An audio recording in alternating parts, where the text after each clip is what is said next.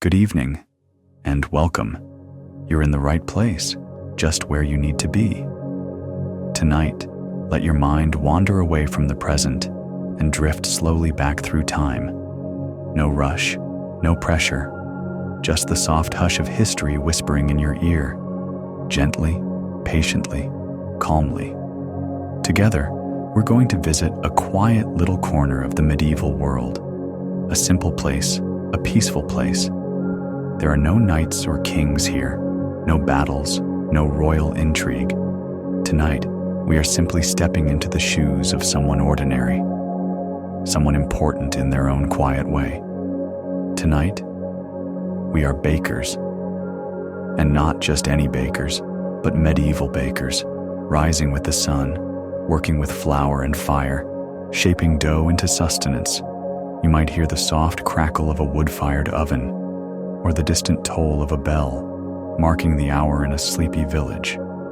Settle in now. Let your body grow heavy, and your thoughts drift like flour in the air.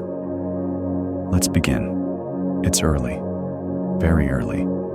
The sky is still dark, not quite night, not yet day. The stars are fading, and a hush lies over the village. But inside a small stone building near the edge of the market square, a faint glow flickers.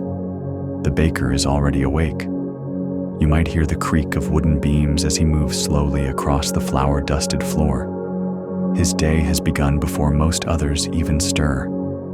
There's warmth here, a kind of quiet ritual. It always begins the same. First, the coals from the night before are stirred. Ashes shift gently, revealing slumbering embers. With care, he adds thin sticks of kindling, dry, splintered wood bundled from the night before. You might imagine the soft snap of the sticks, the way the flame curls into life. A copper kettle is set near the fire, not for tea, but for the baker's own warm water, used to mix the dough. His tools are simple: wooden bowls, a paddle, a large stone table, smooth from years of kneading. The smell, if you could notice it now, is faint, yeasty, earthy, warm. There's something timeless about it, something calming. He prepares quietly, rhythmically, with hands that know exactly what to do. The baker begins by grinding a bit of extra flour.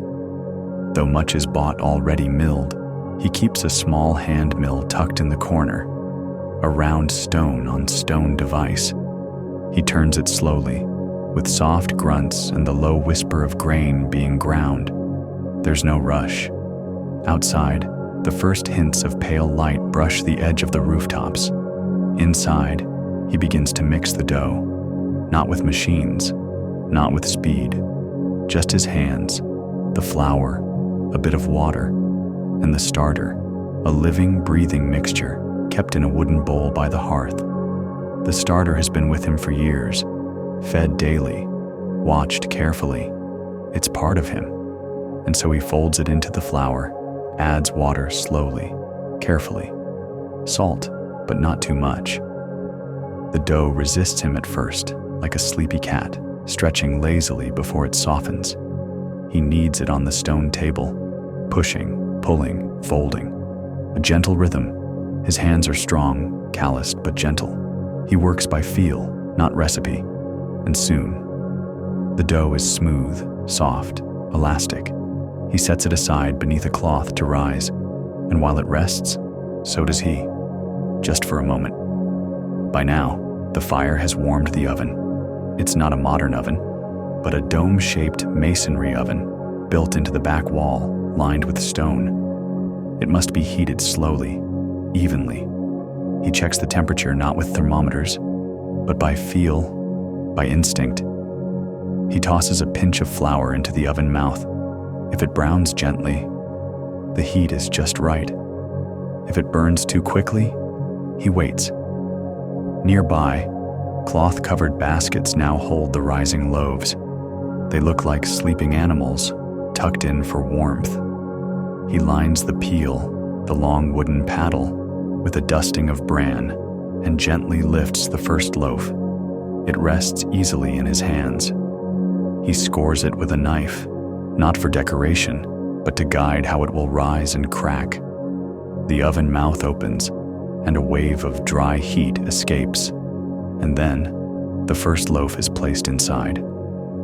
The village remains mostly quiet, but a rooster crows in the distance. A cartwheel creaks along a distant road.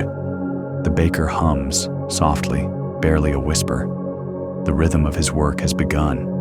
More loaves go into the oven, one by one. Some are round, others oblong. Some plain, others spiced with herbs, rosemary, thyme, maybe fennel. He will sell these later in the day, but a few are set aside.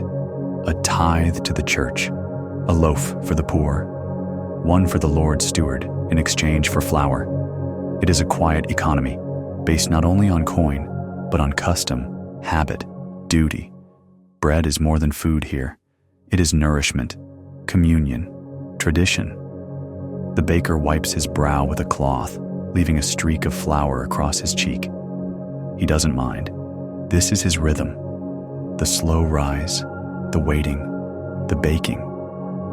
Outside, the sun now paints the rooftops gold. Birds stir. Voices begin to rise. But inside, it is still warm, still quiet.